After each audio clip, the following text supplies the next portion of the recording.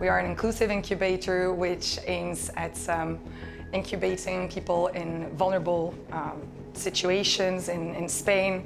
As you might know or not know, there are roughly 12 million people, so that's 1/4 of the population, that are at the risk of social exclusion and have to choose between water and electricity at the end of the month.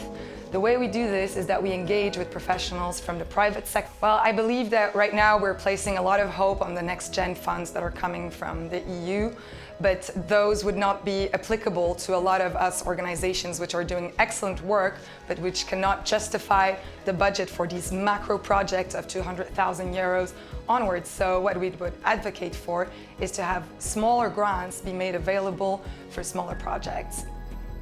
Well, right now I think a lot of hope is being placed on the next gen funds that are coming from the EU.